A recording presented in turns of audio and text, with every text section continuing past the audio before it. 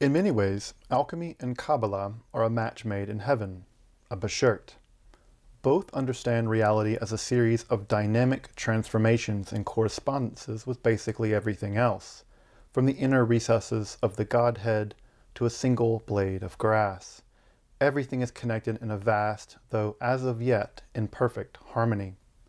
Of course, it was precisely the task of both the Kabbalist and the alchemist to transform and heal this imperfection, a combination of metallurgy and messianism. Further, both alchemy and Kabbalah are siblings in a sense, at least in the European theater. Alchemy was first introduced into Europe on February the 11th, 1144 by Robert of Chester, and the earliest Kabbalistic texts, such as the Sefer Bahir and the schools of Kabbalah, appear in southern France and Spain at nearly the exact same time. Indeed, the crown of the Kabbalah, the Sefer Zohar, or the Book of Radiance, appears toward the end of the 13th century, and the first major European alchemical text, the Summa Perfectionis, also appears around the turn of the 14th century. If you're interested, I've made episodes on both the origin of Kabbalah and alchemy in the European theater. Check out some of my playlists on alchemy and Kabbalah if you're interested in those topics. Given all this, you won't be surprised to learn that alchemy and Kabbalah became deeply connected in later literature. In this episode, I want to explore a text in which both alchemy and Kabbalah are perhaps most deeply synthesized, along with at least a dash of magic. This text is the wonderful Eish Metzaref, or the refiner's fire. Here we find alchemical preparations, metallic correspondences with the divine emanations or the Sephirot, magic squares, and the idea that nature and the divine reflect and refract one another in one vast totality. I hope you'll join me as we explore this wonderful, though little known text, the Eish Metzaref. I'm Dr. Justin Sledge, and welcome to Esoterica, where we explore the arcane in history, philosophy, and religion.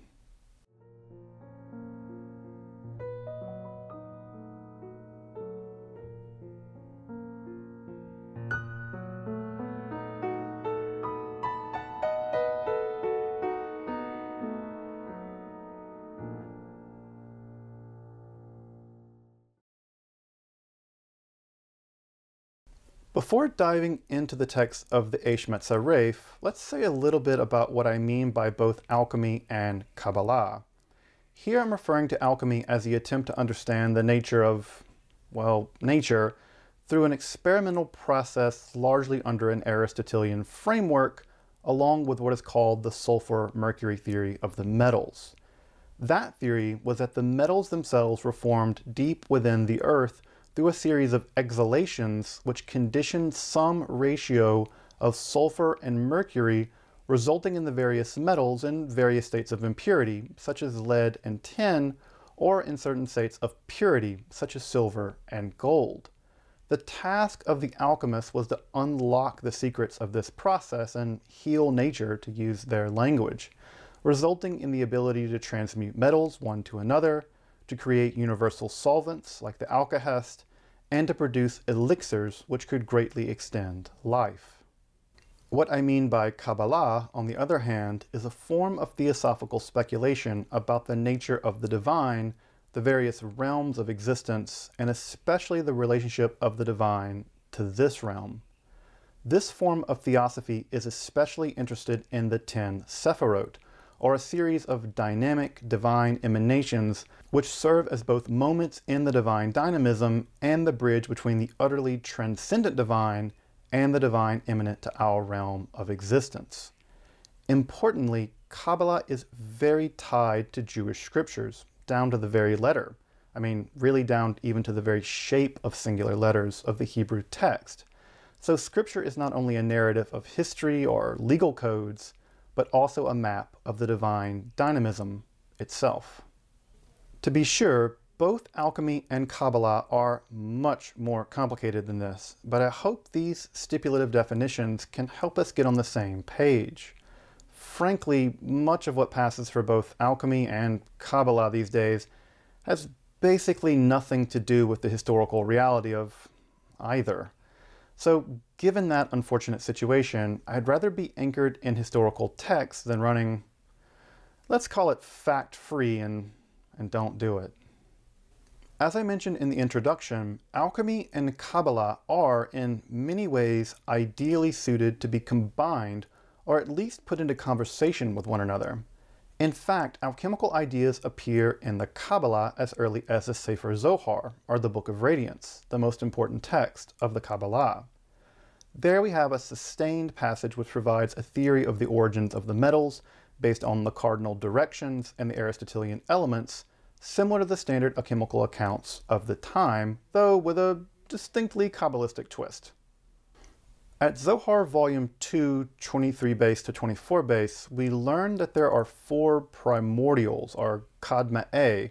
These are something like polar directions of the universe. Further, there are 4 elements, or yesodin, fire, water, air, and dust, which basically correspond to the basic metals gold, silver, copper, and iron. Why dust and not earth, you might ask? Because in the Hebrew Bible, it is the dust, or the adamah, out of which the human being emerges. Thus the term has a sense of fecundity in Hebrew. In the Zohar, it is the dynamic relationship between the kadma'e and the yesodin which produce the primordial metals, which in turn produce further elements. Again, what's keen about the Zohar's understanding of the origins of the metals is that it's all about a dynamic series of relationships rather than a single moment of fixed creation. I should also mention that there is a wonderful section in Volume 1, 249 base that talks about how Solomon became so famously wealthy. In this account, David, quote, perfected the moon by singing to it, thus causing it to rain down transformatory light, which transmuted the dust of Israel into gold, thus explaining the now famous line that silver, or money, was of no value in Solomon's time. It was as common as the dust of the earth, because it was the dust of the earth, perfected by the light from the moon, that David perfected.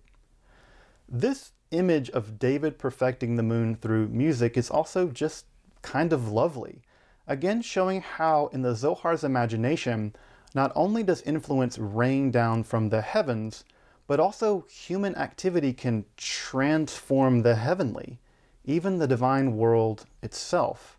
A really fascinating idea about the parallel flow of divine energy. Of course, Kabbalah and alchemy would continue to interact in the centuries following the publication of the Sefer Zohar.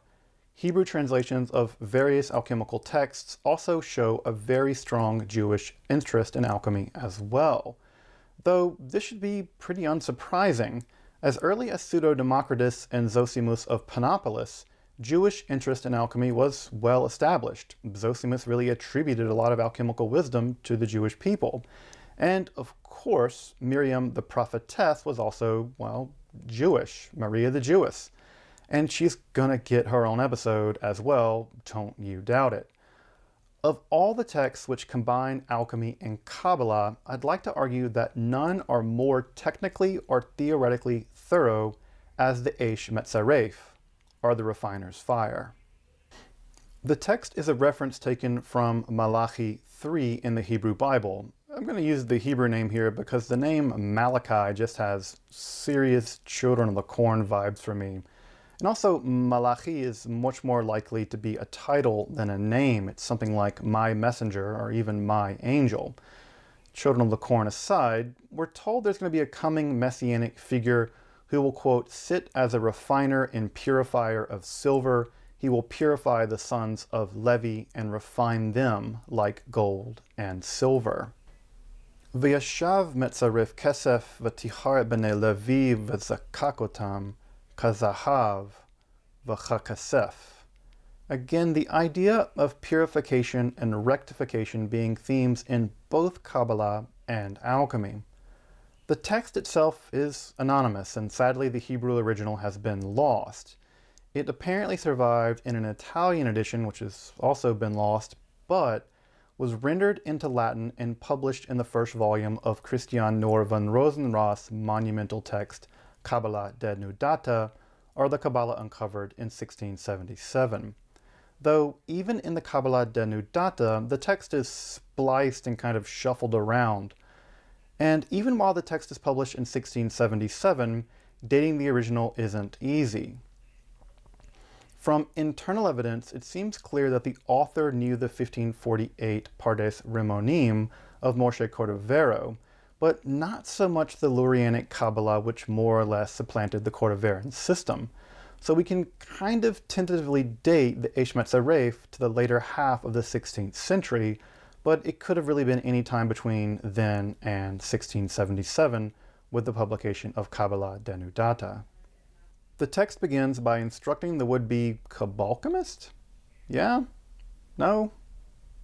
At any rate, they have to emulate the prophet Elisha in his disdain for worldly wealth, thus becoming like the primeval nature, or tohu, empty and void, thus able to receive the dual wisdom of both Kabbalah and alchemy. Of course, we're reminded that both Elisha's name and the word tohu are equal to 411, which may be information for some of you. Sorry.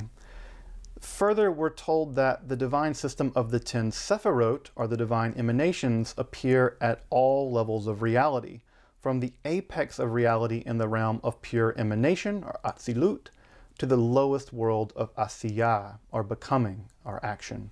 Thus, even in our world, the divine emanations are expressed or reflected in the natures of the various metals.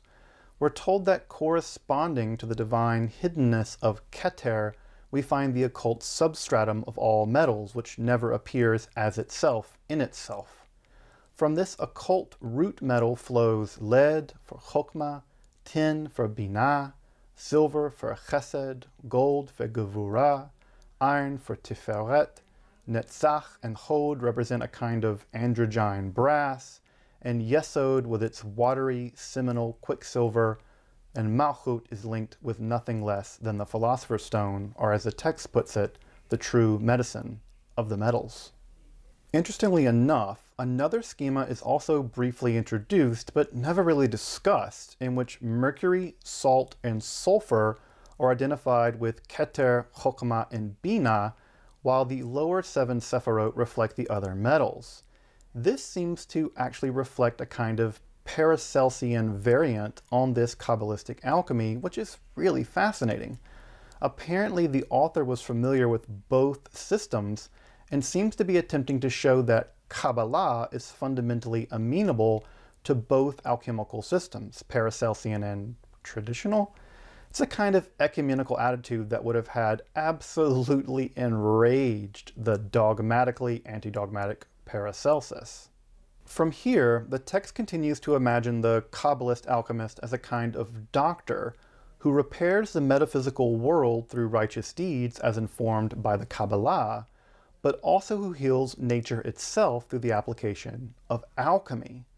Conspicuously missing in the Eshemet Zaref is much emphasis on substantial transmutation, that is, the age-old attempt to make gold or silver from base metals. Rather, the Eshemet Zaref is much more interested in the theoretical integration of Kabbalah and alchemy as a way of understanding nature and healing it, to use the language of the text. Of course, armed with Kabbalah and alchemy, this healing, to use that language, could take the form of substantial transmutation, but the author never really seems to emphasize it. It's basically kind of an afterthought. Of course you can make lead into gold, but what's really important for the Eshemet Zaref is understanding the very deep substructure of reality and healing it. From here, the text takes up a survey of the various metals, exploring their natures through Kabbalistic analysis, especially gematria, in which Hebrew words are read as numbers and connections are found at this deeper mathematical or numerological level. For instance, we learn that the divine name El is tied specifically to silver, and by extension, the name El Chai, the living God, is the same as Kesef Chai, or living silver, both of which are tied to Chochav, the Hebrew word for the planet Mercury and just the word for star in general. They're all equal to the number 49. Of course, this is all linked back to the famed messianic verse there in Numbers 24:17, and a star shall arise out of Jacob, thus revealing both the messianic, redemptive, and transformative power of Mercury in alchemy. Just in the same way that the Kabbalists read the Bible to reveal hidden truths about the Sephirotic vitality and dynamism within the Godhead, the author of the Eish Metzaref similarly transforms the Bible and Kabbalistic literature more generally into a kind of elaborate alchemical text. Each of the various alchemical metals are given a similar Kabbalistic analysis. One highlight worth pointing out in a long, somewhat complicated analysis of Hebrew words for lion is that we learned that kafir, the word for a young lion or a lion cub, is connected with the word yerek, the word for greenness, as both have the value of 310 in Gematria. Of course, this is a wonderful reference to the most famous alchemical image of all time, the green lion. This substance, which is probably some combination of nitric and hydrochloric acids, or aqua regia, is capable of attacking gold and produces a kind of greenish tint as it does so. Hence, all the images of the green lion attacking the sun in so much alchemical art. Here, in the Eish Metzaref, we can add a Kabbalistic analysis of this most famous alchemical process. Finally, there's an interesting adjunct of magic to the text as well. I mean, we're doing alchemy and Kabbalah, we might as well add magic and make it esotericer. At any rate, several of the Kabbalistic metal analyses also contain magical squares which represent the metals in question. The author of the Eish Metzaref refers to these as kamayot, or kamia in the singular. This is the word for a magical amulet in Hebrew. For instance, we're given what is perhaps the single most famous magical square after the famed Sator square, and that's the square for the planet Jupiter and the metal tin. Of course, this square is famous for appearing in both Albrecht Dürer's 1514 Melancholia, where it's likely being used there to magically reverse just that Saturnic state. Of course, it also importantly occurs in the second of Cornelius Agrippa's 3 books of occult philosophy. Here, in the Eish Metzaref, the author links the Hebrew word for tin, badil, with the number 34 in a kind of gematric pun on the Hebrew word dal, which means poor. I think, or I suppose, pointing to the poor value of tin. Several other kamayot are also given, some appearing in Agrippa and others not. Just where the author of the Eish Metzaref obtained or generated these word square amulets isn't clear, but again, a fascinating magical connection to both Dürer and Agrippa. The Eish Metzaref ends with an analysis of sulfur and concludes with a kind of Kabbalistic alchemical quotation from the book of Proverbs. But a treasure and oil are found among the wise. Of course, the treasure here could be riches, the result of alchemical transmutation, but I think it's more likely wisdom given the overall tenor of this text. Oil also has a connotation of luxury, but also has a kind of messianic image, perhaps pointing to the power of Kabbalah and alchemy to do the work of cosmic and natural healing, transmutation, and redemption. The Eish Metzaref is a fascinating text weaving Kabbalah, alchemy, and magic together into an analysis more fundamentally interested in understanding and healing nature than in creating riches in the form of gold and silver. In this way, it's much closer to the kind of spiritual alchemy that interests more modern people. The text's anonymous author created a wonderful synthesis, and we're lucky that this text has survived for us to pore over now. If you're interested in the history of alchemy, Kabbalah, or magic, make sure to subscribe here to Esoterica. Also, if you want to support my work of producing scholarly, accessible, and free content on topics in esotericism, consider supporting my work on Patreon or with a one-time donation. The Eish Metzaref is preserved in Christian Norvan Rosenroth's monumental Kabbalah Denudata, or the Kabbalah Uncovered, that was published in 1677. I've included a link in the description below to the entire first volume in digital form in Latin. Unfortunately, no English edition of this entire text has ever been produced, which isn't surprising considering it is gigantic. And further, sections which have been translated into English are, let's call them unreliable. Luckily, Raphael Patai has translated basically the entire text. He doesn't render the long quotations from the Zohar, but he does give you the references in the standard Aramaic edition if you want to look those up, or cross-reference them with the Pritzker Zohar, which is the only English edition of the Zohar I really recommend. And these are all given with incredibly helpful notes in chapter 26 of his very important volume, The Jewish Alchemists. Unsurprisingly, it's in a book about Jewish alchemy. So if you want to read the text in detail, I would consult it there. This text is also extremely helpful because the Eish Metzaref isn't presented in the Kabbalah Danudata as one continuous text, but it's sort of broken up into pieces. Patai does the incredibly important work of reassembling the text in order, work that we should all be grateful for. Also, if you're interested in alchemy more generally, make sure to check out the recommendations in the description below for a collection of scholarly, reliable primary and secondary sources about alchemy for anyone wanting to get started to dig a bit deeper into this wonderful topic. Until next time, I'm Dr. Justin Sledge, and you've been watching Esoterica, where we explore the arcane in history, philosophy, and religion.